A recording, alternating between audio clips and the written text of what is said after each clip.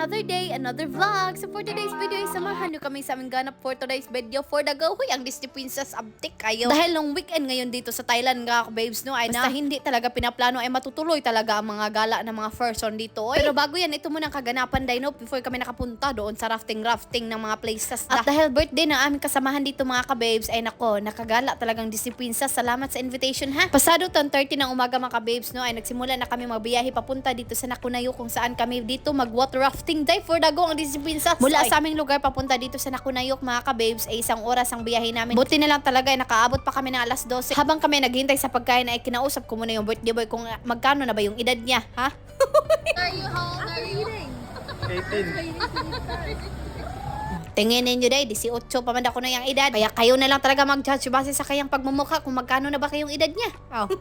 At pagkatapos namin kumain mga kababes na ito day, pang madali ang change outfit ang Disney Princess. At dahil nakakita man tayo ng 50 baht dito sa ukay-ukay na rush guard ha. Huwag nating sayangin kung isuotin natin oh. Pagkatapos silang magbayad mga kababes, eh heto tayo, sumakay na tayo dito no na parang sasakyan ng mga piggy ba. Pero kawala man tayong choice kundi no choice. At na-imagine ko lang talaga na para itong sasakyan ng mga baboy na ibibinta. At ito pala yung mga kasamahan namin na mag-rafting day for the go.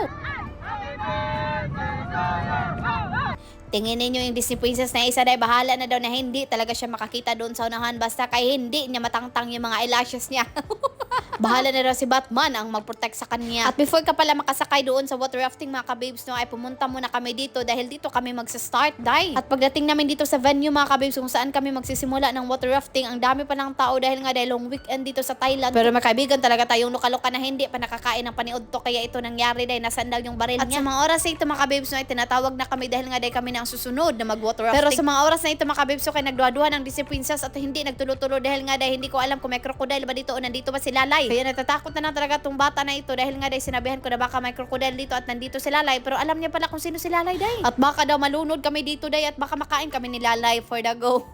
At dito na talaga nagsisimula ang aming pagsugit-sagit day for the go.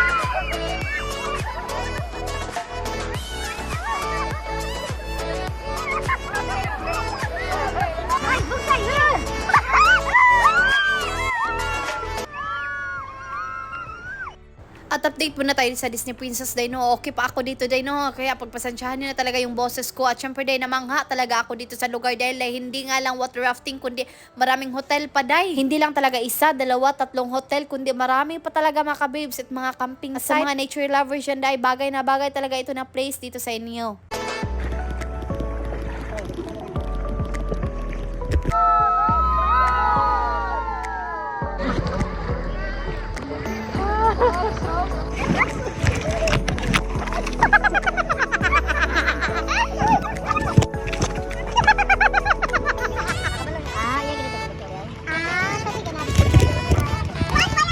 At sa wakas mga kabibs, nagkita-kita na rin kami sa aming mga kasamahan dahil nga dahil doon hindi kami nagkita dahil dito lang talaga sa last stop. At thanks God mga kabibs, no, kay safe kaming lahat dahil no, at syempre na-enjoy talaga ang mga Disney Princesses. At update rin sa isang Disney Princess dito na nag-alala sa iyang eyelash extension baka daw hindi na daw makaabot doon sa pag-uwi niya agoy. At sa mga oras na ito ay nakadecide ang lahat na pumunta at maligo doon sa river para naman din masulit ang aming long weekend. Oy. At pagdating talaga namin dito ay tinginin nyo ay tumugsaw talagang Disney Princess. Oy, kaya dahil nga dahil gusto ko na talagang maligo at gusto na talaga namin maligo din ang lagkit na ng feeling. Hala dahil grabe talaga ang saya namin dito dahil para talaga kami mga bata dahil na hindi nakaligo ng sapa ng for how many months. At dahil nagutuman ang mga Disney Princesses dahil heto dahil ang pinakamasarap at pinaka-relaxing na moment tayo ang pagluluto dito sa gilid ng river.